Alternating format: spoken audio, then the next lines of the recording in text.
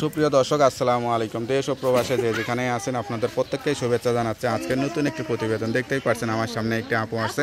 আসলে আপুর জীবনে কি হয়েছে বা কি বলতে চাই চলুন কথা বলে জানার চেষ্টা করি। আপু আসসালামু আলাইকুম। আপু আপনার নাম কি? মায়া। আপু কার মায়ায় জড়াইছেন? মা কি জড়াইবো ভাই, ভালো একটা মনের মানুষ পাইছিলাম বাইরে। আচ্ছা, আমার বাড়ি কোথায়? আমার বাড়ি হেমতপুরে থাকি। পরিবারে কে কে আছে? পরিবার আমার মা আছে। আচ্ছা আচ্ছা, বাবা নাই? বাবা চলে গেছে। কয় ভাই বোন? দুটো বোন আছে। ভাইটাই নাই? আপনিই বড়? আপনি কি করেন? আমার ভাই বিয়া হয়েছিল, আমার মা বিয়া দিয়েছিল, 3 বছর সংসারে থাকো না, যৌতুকের কারণে আমার সঙ্গে মারধর করতে, সেই কারণে আমার মায়ের কাছে আয়া পড়ছে। এখন ভালো একটা মনের মানুষ পাইলে বিয়ার সাথে বসবো ভাই। 3 বছর ধরে 5-4 বছর ধরে আমি তালাক হয়ে গেছে, বুঝছো? যৌতুকের কারণে তালাক হয়ে গেছে? কোনো বাচ্চা কাচ্চা আছে? আমার কাছে 4 বছর হয়ে গেছে।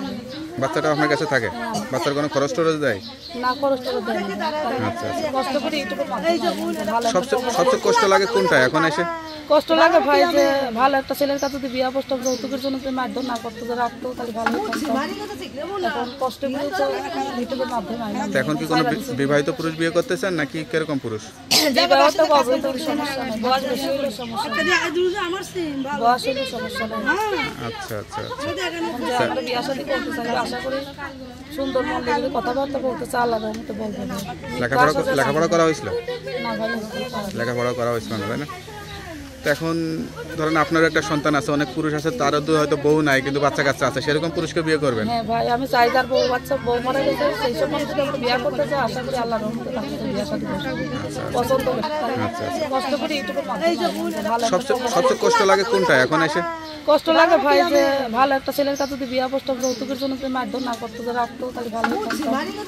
এখন কষ্টগুলো তো ইউটিউবের মাধ্যমে হয় না। এখন কি কোনো বিবাহিত পুরুষ বিয়ে করতে চান নাকি কিরকম পুরুষ?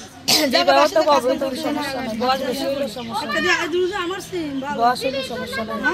আচ্ছা আচ্ছা আমরা বিয়া শাদী করতে চাই, আশা করি সুন্দর মন দিয়ে কথাবার্তা বলতে চাই, আল্লাহর রহমতে বলবো। লেখাপড়া করা হয়েছিল? না ভাই, লেখাপড়া করা হয়েছিল না, তাই না? তো এখন ধরেন আপনার একটা সন্তান আছে, অনেক পুরুষ আছে তারও হয়তো বউ নাই কিন্তু বাচ্চা কাচ্চা আছে, সেরকম পুরুষকে বিয়ে করবেন? হ্যাঁ ভাই, আমি চাই যার বউ বাচ্চা বউ মারা গেছে সেই সব মানুষকে আমরা বিয়া করতে চাই, আশা করি আল্লাহর রহমতে তার সাথে বিয়া শাদী পছন্দ করে ভাই। তো আপনার সঙ্গে কিভাবে যোগাযোগ করবে? ভাই আমার ফোন নাম্বার আছে। নাম্বারটা মুখস্থ আছে? ওই যে ভাই, তো নাম্বারটা আমার কাছে দেন, আমি দেখে বলে দিই। হ্যালো বিয়া, শুনতে পারলেন এক অসহায় গরিব পরিবারের স্বামীহারা আপুর জীবনের গল্প।